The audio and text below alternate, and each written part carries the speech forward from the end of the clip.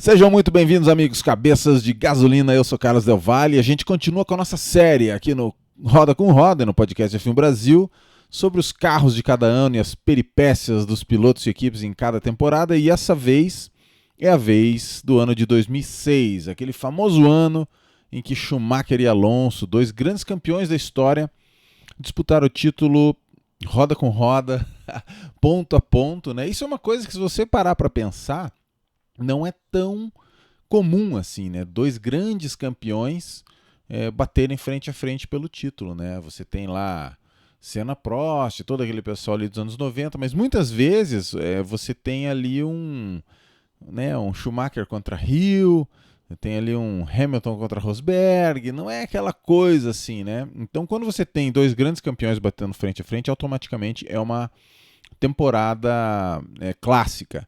Então, 2006, meus amigos, eu vou diminuir aqui o meu tamanho. Da outra vez ficou meio grande, alguns amigos falaram, né? Muito obrigado para quem avisou ali nos comentários que eu estava meio grande, tampando ali algumas informações. Eu tenho algumas coisas para falar, só o seguinte. Você, além de se inscrever no canal, claro que você aperta ali inscreva-se, e você também curte o vídeo e também comenta que isso tudo é muito valioso, né, para o nosso projeto ir para frente. Você também pode ser membro oficial do canal, ou integrante oficial, né, que você tem regalias aí, né, tem um símbolozinho do teu lado quando você comenta, a tua chance aí de interagir com a gente é muito maior, e dependendo se você for da categoria máxima entre os membros, que é a categoria campeão mundial, tem o grupo exclusivo, que a gente conversa todo dia lá no WhatsApp sobre assuntos relacionados a automobilismo. Então, você vai lá no nosso canal e aperta ali Seja Membro. Bom, é o seguinte, eu vou começar, é uma coisa que eu sempre quis fazer, que é a gente começar falando já da treta, que é assim, ó. Eu tenho esse livro aqui, vocês notem que é de um livro pré-Kindle, que tá cheio de post-it aqui, né? Porque eu já tive uma época do podcast que a gente fez o especial Schumacher, né? A gente pode fazer de novo aqui no canal. O livro é esse aqui, né? Para quem quiser, é um livro escrito pelo jornalista inglês, o James Allen. Schumacher, The Edge of Greatness, né? Schumacher no limite da grandiosidade. Então, assim, por quê, né? Porque ele fala muito sobre o quanto que o Schumacher bateu nos limites. E 2006, por que eu puxei esse livro, né? Você pode ver que na capa está o acidente de 94. Aqui no livro, o primeiro capítulo começa assim, de maneira bem dramática, igual aquele recurso assim que os escritores já começam o livro, ou então o diretor começa o filme já com uma cena de ação. Então o James Allen fez isso nesse livro. Por mais que ele vá falar do Schumacher de 91, 94, 2000, etc., ele começa com 2006. E ele fala assim, o Schumacher acabou de fazer a melhor volta no treino de classificação, ele está com a pole provisória, ele está na frente de Alonso por poucos décimos, né? Acho que por 2 décimos. E Schumacher sabe que o cara que está vindo atrás dele é mais rápido que ele. Eu vou ler aqui traduzindo, né? O piloto mais velho reconhece muitas das suas próprias qualidades em Alonso e sabe que em muitos aspectos o piloto de 24 anos é até superior a ele neste momento. E Schumacher percebe, em Mônaco 2006, que aos 37 anos de idade, os seus poderes estão diminuindo. Todo o esforço que ele colocou nos testes no começo da temporada, na pré-temporada, até agora não se provaram suficientes para mostrar sua superioridade em relação ao espanhol. Ele está 15 pontos atrás do espanhol no campeonato, atrás do Alonso, e esse é um campeonato que ele desesperadamente quer vencer, porque com o Alonso subindo e o Kimi Raikkonen já assinado com a Ferrari para 2007, ele já decidiu que esse vai ser o último ano dele na Fórmula 1. E agora? O jogo está terminando. Só falta rascar-se para ele fazer. Não tem como ele conseguir recuperar esse tempo que o Alonso está mais rápido que ele. Ele está desesperado agora. Em Mônaco, a pole position é vital e Alonso vai tomar a pole dele.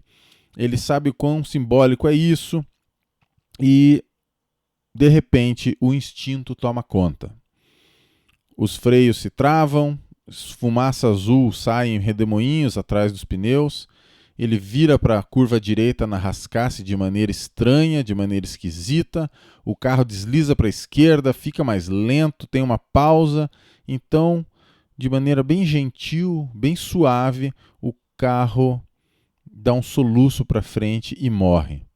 O nariz do carro, o bico do carro, para a poucos pés, né, a, sei lá, 1 metro das barreiras, e com isso todas as chances dos outros pilotos se tornarem pole position vão sumindo.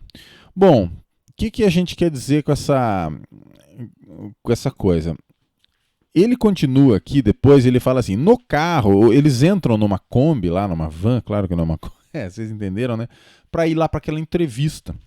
E o James Allen, para esse livro aqui, ele entrevistou o Mark Webber, né? E o Mark Webber ele falou que na hora ele não percebeu o que tinha acontecido, mas ele fala assim, estou traduzindo do que o Mark Webber falou.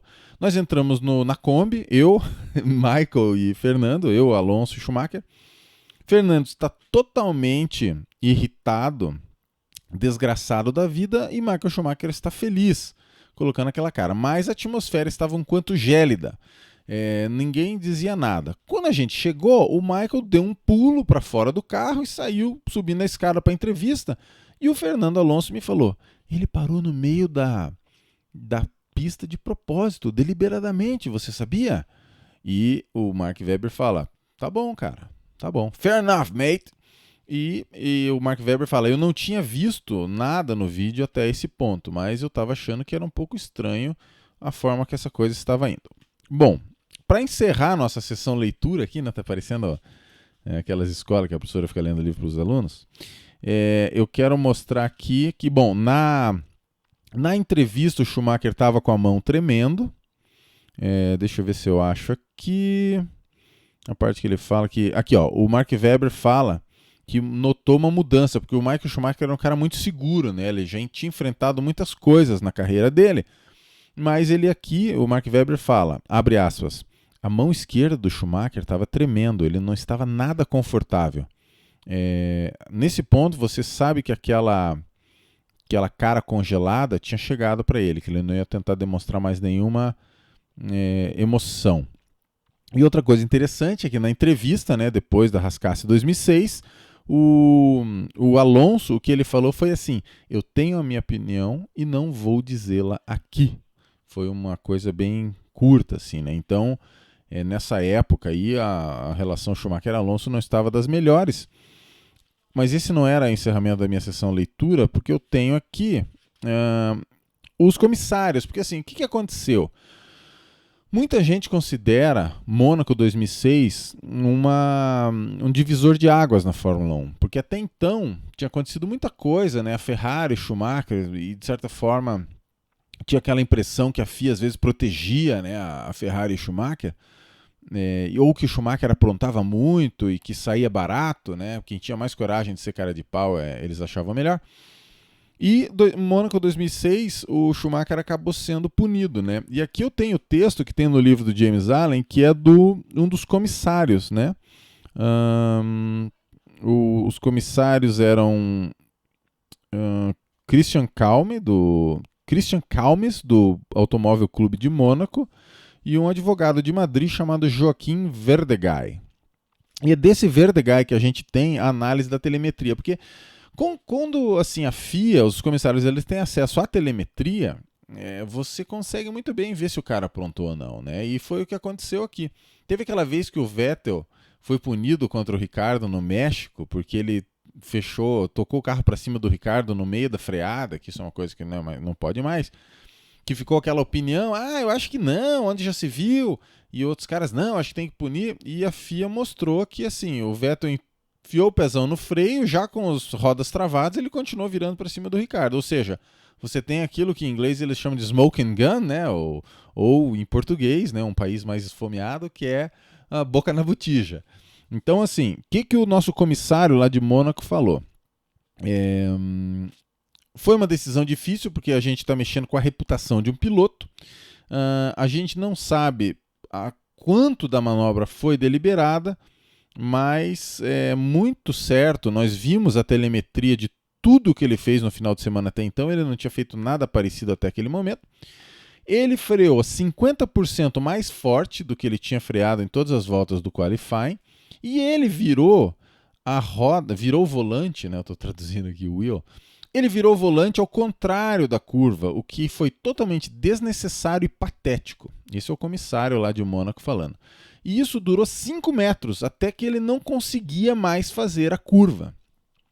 Então ele perdeu o controle do carro quando ele estava dirigindo a 16 km por hora. Então, isso é totalmente injustificável e o motor morreu porque ele que queria, porque ele não apertou a embreagem. E se ele tivesse machucado o carro, provavelmente você até poderia dizer que, né, danificado o carro, você até poderia dizer que foi um erro do piloto. Mas, assim, na verdade o que aconteceu foi isso. Então, fecha aspas. Eu comecei por isso porque acho que é um dos pontos assim mais polêmicos, né? Depois vai ter o ponto polêmico lá do a Fórmula 1 não é mais um esporte, né? Que é o que o Alonso falou, F1 it's not a sport anymore. Mas foi um divisor de águas, porque assim, o que aconteceu foi que o Schumacher realmente fez de propósito aquilo, porque nós temos na telemetria, que mostra no livro, que ele freou como não se freia, virou o volante ao contrário da curva, que ele não fez nunca na vida, que o próprio comissário classificou de patético. Então, no fundo foi o ocaso do Schumacher, né? Porque em 2005 ele ainda tinha o lance que os pneus Bridgestone não competiram, então ele era um grande campeão. Mas agora ele ficou no meio do bolo e foi de certa forma ali que começou. A gente vai ver que o ano foi muito disputado, mas foi um divisor de águas até de certa forma na Fórmula 1. Tudo que muita gente reclama hoje em dia, que é: poxa, você não pode nem tocar o carro em cima do outro e depois brigar, sair no soco, depois resolve. Não. Porque quando era assim, existia muita coisa errada, né? Que inaceitável que acontecia. Então, hoje em dia, a sociedade evolui. Acho que eu já falei isso aqui outras vezes, né? Então, deixa eu diminuir mais aqui essa minha careta e vamos começar na nossa pauta. Bom, o que acontece?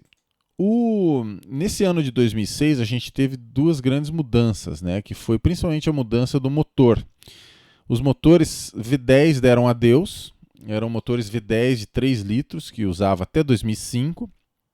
Em 2005 tinha aquela regra bizarra que não podia trocar o pneu. Para 2006 agora, começou a era dos V8. Essa era ela vai de 2006 até 2013. Né? Então até não parece tanto, né? Mas foram 7 anos, né? 7, 8 anos. Acho que tem que contar com 2006. Então são 8 anos do motor V8. Então o V8 menor, 2.4. Então se você fizer as contas de 3.0 para 2.4, você perdeu 600 ml, então você vai ter 20% a menos de deslocamento. É um motor 20% menor, de 3.0 para 2.4. Ele era obrigatório que ele fosse a 90 graus, esse motor, e ele só podia ter no máximo 4 válvulas por cilindro. Então até o V10 do ano anterior você podia ter 5 válvulas por cilindro. Então no geral, eles achavam que, como os carros às vezes chegavam perto de 1000 cavalos, você ia ter um carro com 200 cavalos a menos ali perto de 800, ou se você perdesse 200 cavalos de 900 e pouco para 700 e pouco. No fundo, o pessoal conseguiu dar uma recuperada e o que se perdeu foi 150 cavalos. Só que é uma coisa que, assim, você quando você diminui o deslocamento do motor, por mais que você possa compensar isso com RPM e ter uma potência grande, o torque ele é muito dependente do tamanho do motor. Você pode pegar lá se o teu carro, falando de carro aspirado, né? Se você pegar um carro 2.0 e um carro 1.0, geralmente, e um 1.5 lá, carro de rua, assim, se você olhar lá o torque deles, geralmente vai ser 10, 15, 20. É muito proporcional ao deslocamento do motor. E a potência não, porque a potência é o torque vezes RPM. Então, se é um carro que gira mais alto, aquela coisa toda, você consegue dizer que ele tem mais potência. Então, por isso que muitas vezes o motor grandão, né, ele é muito mais gostoso assim de você dirigir, porque ele empurra já logo desde cara, né? Quando é um motor pequenininho, que vocês têm que esmigalhar, esgoelar ele lá a 5.000 RPM para ele dar 100 cavalos, é um motor que ele é irritante de dirigir, né? Uma vez eu emprestei um Golf 2.0 manual, 8 válvulas do meu sogro. Eu devolvi para ele 24 horas depois, porque o meu carro estava na oficina. Eu falei: olha, Luiz Antônio, ainda bem que eu estou devolvendo esse carro, porque eu ia me espatifar no poste logo logo. É uma maravilha você dirigir um motor de deslocamento maior, com câmbio curto, né? Ele responde já desde cara. Onde que eu quero chegar? Esses carros, o que sofreu muito é o torque deles, né? Por exemplo, na subida ali, na saída da junção Interlagos, que é na subida, esse carro ele fica a dever muito, né? O Pedro de la Rosa, ele testou, né, de 2005 para 2006 as McLarens, e eles usavam, às vezes de manhã eles testavam o carro V10, mas já iam se preparando com o modo V8. Eles desativavam o cilindro, fazia lá uns rolos. E ele chamava o modo V8 de modo táxi, porque era uma dificuldade muito grande, né, de você conseguir ter potência nesse tipo de carro. Bom, outra grande mudança é que voltou a ter troca de pneus, então não é mais aquela regra. Daí com isso começou a ter um equilíbrio entre Bridgestone e Michelin. Então é por isso que quando você, durante muitos anos, mesmo até ali 2015, por aí, você tinha, 2015, 2016, você tinha os recordes das pistas no ano anterior, 2 anos atrás, que era em 2004. 2004 era guerra de pneus com troca de pneus, ou seja, pneus sensacionais. 2005 você não tinha pneus tão bons, porque você tinha que fazer o qualifying, a corrida com o mesmo jogo, então eram pneus muito duros, muito mais lentos. E para 2006 ficou sem motor, né? Esses são motores que não deixaram aquela saudade toda. O que é legal desses motores é o barulho, né? Que esse carro... Aqui na imagem tá a Honda do Rubens Barrichello, né? Que ele tinha mudado da Ferrari para Honda. Esse foi um ano que não teve nenhuma vitória de um construtor britânico. Nem Williams, nem McLaren conseguiram vencer nenhuma corrida. Então, das 18 corridas da temporada, foram 9 vitórias da Ferrari, e 8 da Renault e uma da Honda, né? Que é aquela vitória do Button, lá na Hungria, né? Então, você olha aqui nessa coluna, aqui, ó, Winning Constructor, você nota que não tem nenhuma bandeirinha da Inglaterra, olha só. É tudo as tricolores, né? A tricolor e a tricolore. A Renault da França, Ferrari da Itália. Claro que isso aqui tem nuances, né? Porque a Renault, no fundo, ela sempre ficou lá em Anston, né? A equipe, só o motor que era feito em Viry-Châtillon. E mesmo a Honda ficava em Brackley, né? Que é onde fica hoje em dia a Mercedes. Então, claro que eles tinham os motores feitos lá. Não era em Sakura na época, era uma outra cidade. Mas fica essa curiosidade, quando você olha aqui entre os construtores, não teve nenhuma vitória de construtor britânico. Então vamos começar a falar da Renault. A Renault tem muita coisa interessante para falar. Por quê? Por causa desse cara aqui, ó, essa figura bizarra aqui, que é o amortecedor de massa. Eu agradeço muito aos amigos que eles falaram no vídeo de 2005, no vídeo passado, que eu tinha que ter falado do amortecedor de massa, porque realmente ele foi usado nas últimas 3 corridas de 2005 já. Mas é que assim, o carro mesmo que começou o ano e usou quase o ano inteiro amortecedor de massa foi a Renault de 2006. Então por isso que eu deixei para falar nesse vídeo, mas eu aceito, né, as correções, obrigado aí para todo mundo, porque realmente ele chegou a ser usado em 2005, um pedacinho ali no final. Bom, a Renault é um carro muito parecido com o carro anterior, né? É um carro que eles tentaram fazer um bico mais fino, mas daí no fim eles deixaram esse bico um pouco mais largo, parecido com a McLaren em 2005. É o carro que tinha as guelras também, mas a grande marca dele é o amortecedor de massa. O que é o amortecedor de massa? Eu, na época, né, não sou engenheiro, não entendo muito dessas coisas muito matemáticas, assim, eu achava que o amortecedor, eu imaginava, assim, na minha cabeça, quando eu falava amortecedor de massa, eu imaginava tipo massa, assim, de concreto, de cimento, assim, ou massa de sorvete, né, que eu tenho sorvete de palito e sorvete de massa. Eu pensava, mas não é! Massa é o conceito físico de massa, que tem peso e tem massa, né? Bom, o que isso significa? Amortecedor de massa, na verdade, o nome completo dele é Tuned, né? Tuned Mass Damper, ou seja, amortecedor de massa harmonizada, que fala em português o termo. Essa figurinha aqui, ela serve para ver que isso aqui é usado em prédios, né? Para você não ter em terremotos ou em ventanias muito fortes. Esse aqui é um amortecedor de massa que usa em prédios. Se você der um Google amortecedor de massa, vai ser quase tudo engenharia civil. Então a Renault, ela teve esse uso, que foi um uso muito interessante, muito inédito, de usar esse sistema de amortecedor de massa no carro. E já vem a primeira coisa que eu descobri faz poucas horas, mas que o amortecedor de massa, ele não é uma peça da suspensão do carro.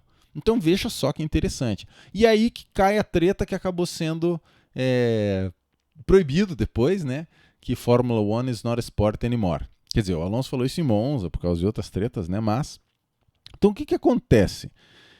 O amortecedor de massa não é um componente da suspensão. Ele se baseia num disco de 9 quilos que fica no nariz do carro, certo? E esse disco ele fica preso por molas em cima e embaixo, e tem um amortecedorzinho aqui, né? Então esse é o sistema. Aqui nessa imagem você consegue ver aqui embaixo como que é, né? Aqui onde eu estou circulando com o mouse, onde que ele fica ali no nariz do carro. Então, se ele não é um componente da suspensão, o que ele é? Aí que tá, que os caras acabaram proibindo, que eu achei uma sacanagem, porque eles tinham deixado, depois mudaram de ideia. Acho que se você quer mudar de ideia, você muda para o ano seguinte. Eu já digo agora, então, já está dado meu veredito. Eles chegaram à conclusão que era uma peça aerodinâmica. Porque o que o amortecedor de massa faz? Isso aqui era um GIF animado, mas eu não consegui fazer ele tocar. Quando o carro ele tenta virar para a direita, essa massa ela se desloca para o outro lado. Só que ela está presa pela mola. Então, por mola em cima e embaixo. E tem o amortecedor também. Então, o que acontece? Ele faz com que o carro fique numa atitude mais estável, que ele não balance tanto. Então, no momento que você pula numa zebra, no momento que você faz uma curva, que você vira o volante muito de uma vez só, ele permite, esse sistema, que você fique com o carro muito mais estável. Então, ele faz um papel, no fundo, parecido com aquelas lá da Williams do Nigel Mansell, lá, FW14, que é FW14B, né? Que é a suspensão ativa. Você mantém o carro sempre na mesma atitude. Então você mantém o pneu em contato com o solo muito mais tempo. Então isso que é um amortecedor de massa. Não tem a ver com massa de pedreiro, igual o tio Delvas achava em 2006, e muito menos com massa de sorvete, e sim massa de coisas que ocupam espaço e massa vezes a aceleração da gravidade, dá o peso, aquela coisa toda, né? Eu só lembrei disso porque eu estava estudando com meu filho semana passada. Bom, massa.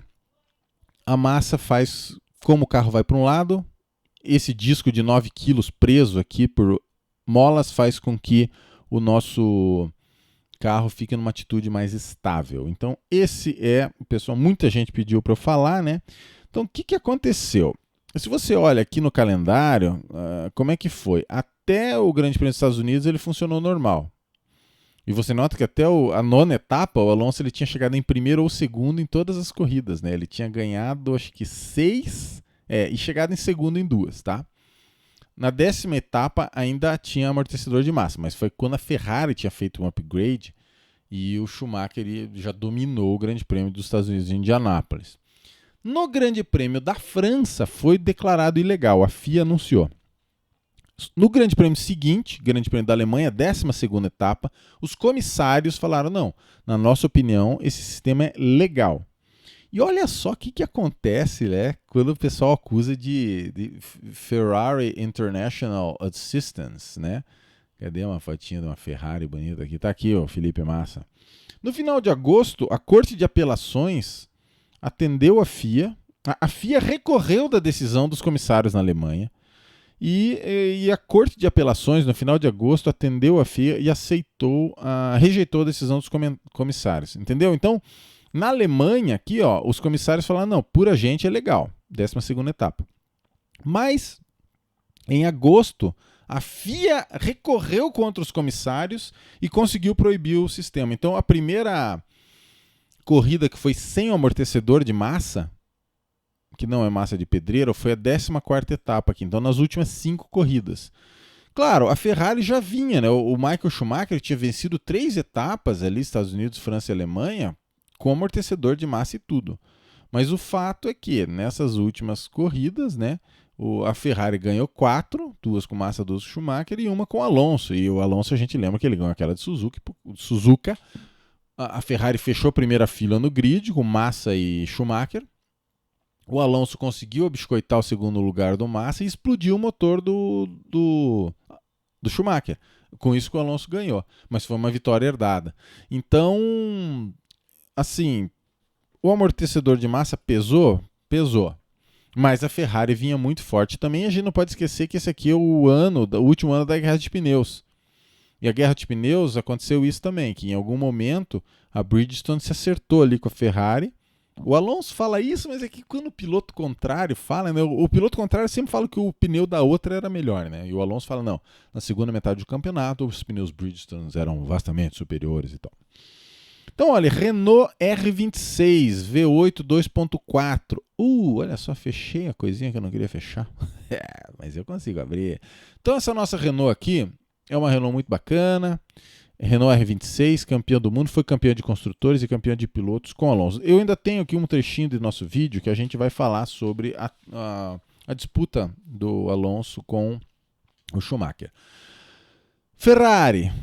O que nós temos de Ferrari? Um carro desenhado pelo... A Renault era desenhada pelo Pat Simmons, Bob Bell e tinha o James Allison, que hoje em dia é o nosso grande, né, engenheiro da Mercedes, se você estiver ouvindo isso em 2020. Ora, cadê as Ferrari, meu amigo? Sumi com as Ferrari daqui, cadê? Meu Deus. Alguém acha uma Ferrari pra mim? Essa tem que ser. Isso. Só tem essa que tá presa aqui. Tem um Alonso, tem um Schumacher aqui. Pronto. Felipe Massa. Aê. Schumacão, cadê? Tem um Schumacão comemorando? Não tem. Tudo bem. Mas vamos lá.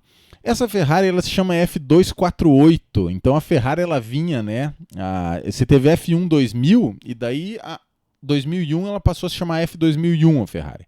F2001, F2002, F2003, F2004, F2005, 2006. Não tem 2006. Depois da F2005, qual que vem? F248. Desde então a Ferrari assim, ainda manteve o F2007 e F2008, aqueles carros do Felipe Massa. Mas depois eles são totalmente aleatórios assim, né? Então não dá para você contar muito com isso. Por que F248? Eles usaram o sistema que eles usavam nos anos 60, que é o deslocamento do motor e o número de cilindros. Então, motor 2.4 de 8 cilindros, 248, F248. Então, essa não é a F2006, é a F248. Então, tem essa nomenclatura. O motor é menor, mas eles mantiveram o entre-eixos, provavelmente por questões aerodinâmicas e para não deixar o carro curto demais. Então, eles deram uma alongadinha na caixa, caixa de velocidades, né, como se diz às vezes. O retrovisor passou a ser na carenagem lateral. Nessa imagem aqui, ó, que tem o Felipe Massa, você consegue ver que esse retrovisor mudou para cá. E depois eles começaram a fazer um bargeboard, né, isso lá por 2011, 2012, que saía do chão aqui do assoalho e subia e tinha um retrovisor. Não dava para enxergar nada, né? Então a FIA, graças a Deus, proibiu e mandou, não, o retrovisor fica no lugar do retrovisor, aqui do lado do piloto. Muito obrigado.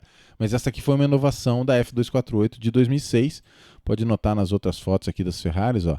O Alonso tem o nosso... A Renault tem o nosso espelhinho aqui tradicional, saindo do lado do piloto, e a Ferrari tem o nosso retrovisor que fica lá na casa do chapéu, né? Não sei, já não devia ser muito bom, né? Então essa Ferrari, ela começou abaixo da Renault, né? Quando você olha aqui, a Renault venceu Alonso, Fisichella, Alonso, as 3 primeiras corridas, mas em seguida, a partir de San Marino, já teve um upgrade aerodinâmico e a Ferrari começou a equilibrar cada vez mais. Depois da 10ª etapa em Indianápolis, teve upgrade que eu falei, ó, quando você olha aqui, 10. Daqui para frente, ó, dessas 9 corridas aqui, a Ferrari só não ganhou 2, né? Ganhou 7 das últimas 9 corridas. Então, 5 com Schumacher, 2 com Massa, 7 corridas. Só não venceram a do Alonso, que o Schumacher quebrou, e o Jenson Button na chuva no Hungaroring. Então, a Ferrari começou mais ou menos, mas ela foi muito sensacional.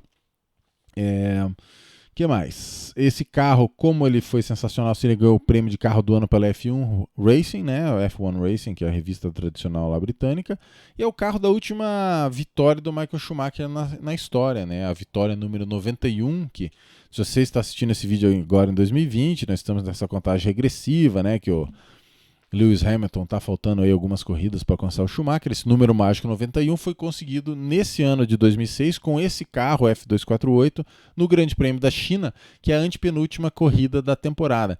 E com essa vitória na China, o Schumacher ele empatou o campeonato. Ele ficou 116 a 116. Então, eles vão para as últimas etapas, Japão e Brasil, faca nos dentes. Briga de foice no escuro. Empatou, zerou, tá zeradinho.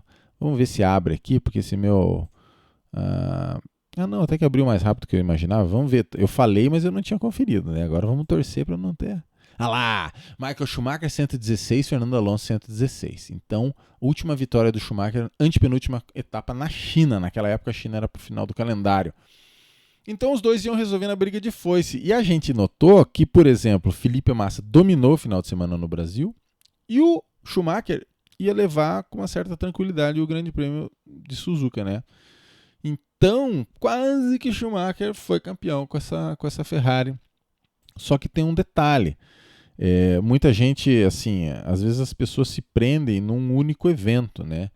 Por exemplo, o Schumacher perdeu o título por causa do estouro de motor em Suzuka. Calma. Ele também estacionou o carro na rascaça em 2006, né? Ele também teve uma corrida, deixa eu ver aqui, que foi por acidente, né? O Schumacher bateu, se eu não me engano, foi com o Nick Heidfeld. Puxa, não vou lembrar, mas acho que foi com o Nick Heidfeld. Não, mas se bem que o Nick Heidfeld sobreviveu, não sei. Mas esse abandono do Schumacher aqui na Austrália foi por colisão. Então, você atribui somente a perda do campeonato do Schumacher ao motor de Suzuka, é complicado, né? Cadê o Schumacher aqui? Schumacher, cadê você? Não estou conseguindo. Michael Schumacher, accident, na volta 32. Eu acho que o Heidfeld sobreviveu à colisão. Me corrijam aí, vocês vão lembrar, eu não vou procurar o vídeo agora, mas eu vi, se eu não me engano, foi uma colisão meio bizonha do Schumacher com o Heidfeld na Austrália. Então, não foi só isso, né? E na Hungria, aqui, esse 8º lugar do Schumacher também, tava uma corrida péssima para os pneus Bridgestone, mas ele acabou batendo com o Fisichella, né? Ele totalmente perdeu o carro, acertou a traseira do carro do Fisichella, etc. Então, você atribui somente ao motor. E outra coisa que vai contra você dizer que foi o motor, que esse abandono do Alonso aqui na Itália, deixa eu ver se está mostrando aqui, tá. Esse abandono do Alonso na Itália foi porque o motor explodiu. Então é um motor explodido para cada lado. Então não dá para dizer que foi por causa disso que o Schumacher perdeu. Cada um explodiu um motor, né? No fim das contas, a minha opinião, né? Essa é o tio Delvas falando aqui. Eu sempre tento dar o mínimo de opinião possível e o máximo só de informação para vocês darem a opinião de vocês. Mas, para mim, o Alonso venceu o Schumacher na moral nesse ano. Então, temos que falar do Felipe Massa, né? Eu tenho lindas imagens aqui. Felipe Massa, essa aqui foi a segunda vitória dele, né? A primeira foi na Turquia, ele fez a pole. E conseguiu vencer, o Alonso acabou ficando em segundo e Schumacher em terceiro. Quase que o Schumacher conseguiu passar o Alonso nas últimas curvas, né? Mas isso de certa forma ajudou. Aquele famoso discurso do Felipe Massa, Sorry for Michael, né? Que ele fala, que é muito legal. Cadê aquela imagem do Felipe? Esse aqui é Interlagos já. Ele fala Sorry for Michael, mas it's a happy day for me. Eu sinto muito pelo Michael, pelo Schumacher. Foi muito legal o que ele falou. E depois ele vence no Brasil, né? Faz a pole, vence. O Alonso meio que cozinhou o galo, porque ele via que o Schumacher teve que largar mais de trás, furou o pneu. O Alonso cozinhou o galo, chegou em segundo, foi campeão. Mas as duas vitórias do Massa foram duas vitórias sensacionais, né? Então ele conseguiu aí as credenciais para lutar pelo título em 2007. Bom, quais carros mais nós temos que falar? Eu já volto, ainda tem umas coisinhas sobre... Temos que falar dessa Honda. Essa Honda aqui, sabe de quem que é, né? Jenson Button e Rubens Barrichello. Pintura Honda White. Carros de corrida da Honda são pintados de branco, né? Daí com alguns toques por causa do Lucky Strike. Mas, né, pode ver que esse aqui era a corrida em algum país que não podia mais propaganda de indústria tabagista. Então, está escrito Rubens, né? Não está escrito Lucky Strike, aqui está escrito tudo Honda e tal. Mas, de certa forma, é o chamado Honda Racing White, né? Igual ao British Racing Green, né? Que é o verde de corrida dos britânicos. Carro aqui projetado pelo Geoff Willis, que depois foi da Mercedes. William Toet. O Willis acabou sendo demitido no meio do ano. Veja só que interessante. Quando você olha aqui, a Honda deu uma pioradinha aqui no meio do ano. O que eles fizeram? Demitiram o Geoff Willis e colocaram um japonês sem muita experiência, chamado Shuhei Nakamoto. E, assim, melhorou, conseguiu aquela vitória ali, né? Um pódio também no Brasil. Só que esse cara, ele projetou aquele carro da Honda que foi uma desgraça para 2017. Então ele não se cobriu de glórias, esse Shuhei Nakamoto. E, de certa forma, como estava indo uma desgraça, a Honda desistiu da Fórmula 1 em 2008 e ele foi promovido a vice-presidente da HRC, que é a divisão de motos de competição. Então, né, a Honda vinha fazendo um trabalho sério no sentido que, sim, foi vice-campeã em 2004, depois deu uma caidinha, acho que foi quinta, né, em 2005, mas nesse ano, de novo, ela foi quarto lugar nos construtores. Então, ela estava tentando ali se aproximar dos líderes, conseguiu uma vitória esse ano. Primeira vitória da história, eu estou aqui com o Rubens, mas na verdade quem venceu foi Button. Muitas efemérides essa vitória do Button na Hungria, na chuva, né? Domínio completo dos Michelin, o Schumacher bateu no Fisichella. E sim, foi a primeira vitória da Honda enquanto equipe desde o John Surtees em Monza, Grande Prêmio da Itália de 1967. Então, desde 67 que é uma equipe Honda, claro que ficou sem ter equipe Honda, na verdade, né? Então, 67, 2006, né? Quase 40 anos.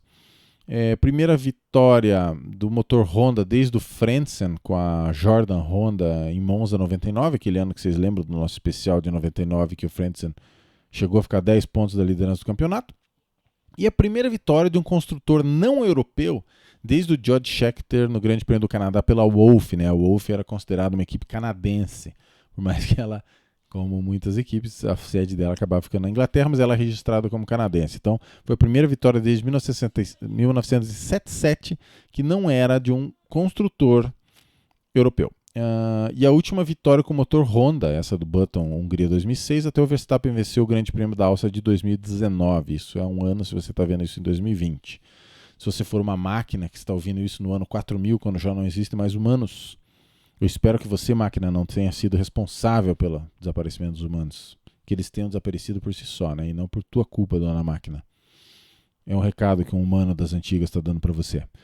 Bom, Rubens versus Button. Esse é um ano que o Button fez 56-30 nos pontos, então foi uma derrota do Barrichello. Claro, estava vindo de Ferrari, Button já era um cara da casa, você até podia dar dar esse desconto para o Rubens Barrichello. O problema é que, assim, nesses 4 anos, Button Barrichello foi 3-1 para o Button, né? Então é uma coisa que, assim, eu sou um cara que eu defendo muito o Rubens Barrichello em muitas coisas, mas, assim, 10 vezes ele falar que ele, que foi a Ferrari que sacaneou, que ele poderia ter enfrentado o Schumacher, eu acho que, se você podia ter enfrentado o Schumacher, você tinha que ter sido um pouco mais sólido contra o Button. Quando os dois completaram a corrida, eles completaram 10 corridas os dois juntos. E 8 corridas, algum dos dois abandonou os dois. Dessas 10 corridas, o Button chegou na frente em 9 do Barrichello. O Barrichello só chegou uma vez na frente do Button durante a temporada com os dois na pista, né? Então, foi uma bela vitória do Button, tem isso daí. E outro carro que a gente tem que falar é esse carro, que é lindíssimo. O primeiro carro espelhado, né, da McLaren. Ele era espelhadão e ele tinha para destacar esse Emirates aqui, né? Só que para o ano seguinte, além do Emirates, ia ter a Vodafone. Essa Ferrari aqui, ó, é a do Felipe Massa, ele ainda tinha escrito Vodafone, tá vendo aqui, ó, na carenagem, aqui, ó, Vodafone, aqui na asa também, deixa eu achar as fotos de Schumacher aqui, ó, tudo, ó, Vodafone. Só que para 2007, aquele ano do Hamilton Alonso, né, na McLaren, já passou a ser a famosa... A Vodafone mudou para a McLaren. Bom, o que mais que tem? Essa McLaren aqui não conseguiu nenhuma vitória, tá? É a primeira McLaren com motor Mercedes verdadeiro, que a Mercedes comprou a Ilmor, que era quem fazia os motores lá, do Mario Williams, Paul Morgan, já falei nos outros vídeos, né? Então esse é o Mercedes verdadeiro. Dizem que não ficou bom esse motor, foi essa transição do V10 para V8 no primeiro ano, foi um dos culpados pela McLaren não ir bem. A McLaren acabou fazendo um pouco mais da metade do que fizeram Renault e Ferrari. Ó. Renault e Ferrari 206-201, né? Foi uma briga de foice até a última corrida. E a McLaren aqui sozinha com 110. Na verdade, até a Honda mais perto da McLaren do que a McLaren perto das primeiras ali. Então não foi um ano em que a McLaren se cobriu de glórias. Ela foi baseada na MP420, que vocês lembram que em 2005 foi o carro mais rápido, venceu 10 corridas e tudo mais. Só que quebrou muito, né? O motor deu muito trabalho. Esse ano ela foi mais confiável, só que o que aconteceu? Não era tão rápida. Então você veja que às vezes o destino é cruel, né? O Kimi, pra você notar, foi só 2 abandonos mecânicos o ano inteiro. Teve aquela vez que é muito famosa, que o carro pegou fogo em Mônaco. Ele estacionou o carro, deixou os bombeiros apagarem o incêndio e foi pro iate dele, ficou lá tomando uma cervejola lá no calor da Côte d'Azur, né? Então, e depois ele teve uma falha de acelerador na China, né? Uma falha mecânica do acelerador. Então não teve nenhuma quebra de motor. Só que talvez tenha sido conservador demais o motor, já que as equipes campeãs, tanto o Alonso como o Schumacher, tiveram, né, falhas de motor, então foram motores mais agressivos. Estranho se dizer que o motor era fraco, talvez tenha sido fraco no começo, mas se você for olhar aqui, ó, o Kimi ele fez a pole em Monza e fez a melhor volta mais rápida em Monza também. E também em Hockenheim, que é um circuito que é um tanto quanto dependente de motor, não igual antigamente no traçado antigo. Então, provavelmente na segunda metade o motor melhorou um pouco, mas dizem que não era aquela maravilha. E esse carro aqui, o famoso carro que o Montoya foi demitido depois do Grande Prêmio dos Estados Unidos. Ele causou uma colisão que envolveu inclusive o companheiro de equipe, né? Nunca bata no seu companheiro de equipe. Nick Heidfeld capotou 3 vezes, um acidente terrível. E ele foi demitido, né? Ele anunciou depois que ele ia para a NASCAR, não sei o quê. Daí ele queria correr na NASCAR já em 2006. O Ron Dennis falou que não. Aí o Ron Dennis falou: se você não quiser que a gente te pague, daí você pode correr. Daí acho que deu certo lá. Nem sei se o Alonso correu mesmo na NASCAR 2006 ou 2007. Qual dos 2 anos que ele estreou, né? Então, no lugar do Montoya entrou Pedro de la Rosa. O Montoya teve 2 pódios e 26 pontos até ser demitido, e nesse mesmo período o Kimi tinha 4 pódios e 39 pontos. Então, assim, no momento da demissão, que é aqui, ó, pode notar que o Montoya ele fica sem correr, né? A partir daqui, ó, que fica em branco, né? Até aqui ele estava perdendo de 39 a 26, mas o problema é que assim, no ano anterior tinha tido aquela treta de que se machucou de moto e o Ron Dennis já não estava indo com a cara, e ele se acidentou muitas vezes, nada deu certo e acabou que foi demitido no meio da temporada. Pedro de la Rosa conquistou o melhor resultado da carreira dele, né, que foi aqui o 2º lugar na Hungria, né? Uma corrida em que ele disputou com o Schumacher, que o Schumacher furava chicane, etc, etc. Que é uma coisa que depois também evoluiu a regra. Então, meus amigos, falamos de Renault, falamos de Ferrari, falamos de McLaren, falamos de Honda, falamos de 2006. O que falta falar? Desses 2 caras aqui, ó. Vamos ver se eu acerto. Acertei. Mais ou menos. Alonso contra Schumacher, como é que foi? 7-7 nas vitórias, tá? Quando você olha aqui nesse nosso resumão, você vai notar que são 7 mais 7, 14. Daí você tem 2 do Massa, e uma do Button, uma do Fisichella. 4, né? 14 mais 4, 18, que são as 18 etapas. Então, em vitórias, ficou 7-7. Poles, Alonso fez 6, Schumacher fez 3. Lembrando que nessa época se classificava com o combustível da corrida, então a pole não é tão representativa. Um abandono mecânico para cada um. Ambos explodiram motores, né? Alonso explodiu o motor em Monza e Schumacher explodiu em Suzuka. Teve grandes batalhas. No Bahrein, primeira etapa do campeonato, Schumacher fez a pole, estava liderando, mas bem aquilo que o Schumacher sempre foi o rei, né, de você fazer o pit stop e voltar na frente do outro. O Alonso conseguiu vencer o Schumacher na moral. Depois em Imola foi exatamente o contrário, né? O Schumacher dominou a corrida, o Alonso conseguiu se aproximar, mas não conseguiu ultrapassar, que foi uma vingança pelo ano anterior, em 2005, né? Teve o episódio Rascasse, com o qual eu comecei o programa, teve o episódio Monza. Então, assim, tinha sido proibido o amortecedor de massa. Aí, eles disseram que o Alonso estava lá, uma reta, aquela reta que fica entre Ascari e a parabólica, mais ou menos, aquela distância, pelo que eu me lembro, na frente do Massa. Eles acharam que isso já era um absurdo, que a turbulência do carro do Alonso atrapalhou o qualifying do Massa, e eles puniram o Alonso com muitas posições no grid. Então, assim, juntou tudo. O Alonso já gosta de ser meio rabugento, e ele soltou a célebre frase: Fórmula 1 is not a sport anymore. Deixa eu ver aqui quantas posições Fernando Alonso perdeu. Está aqui, ó, observações. Classificou, mas teve os seus 3 tempos deletados, foi de 5º para 10º. Então, essa foi a treta Alonso em Monza. Então, mas no fim das contas, se ele não tivesse sido punido, ele ia largar em 5º em vez de 10º, e de qualquer forma o motor explodiu, né? Então, E aquilo que eu já falei, antepenúltima corrida na China, Schumacher conseguiu empatar 116, 116, e daí em Suzuka explodiu o motor, e isso aí. Felipe Massa venceu no Brasil, e no fim das contas ele venceu o Fisichella, ele venceu por 80-72. O Fisichella, lembra que ele já perdeu para o Fisichella quando eram companheiros de equipe, então foi uma coisa legal. E o Massa fez 2/3 dos pontos do Schumacher, né? Então quando você olha aqui, acho que o Schumacher fez mais ou menos uns 120, 121 e Felipe Massa 80, mas o Felipe ficou em terceiro no campeonato, né? Ficou na frente do Fisichella. Foi um grande ano de estreia na Ferrari pro Felipe Massa, então é com essa imagem aqui que eu vou encerrar aqui a nossa transmissão.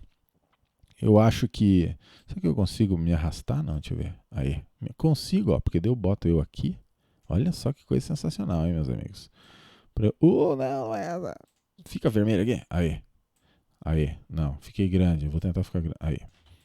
Então, assim, reta final,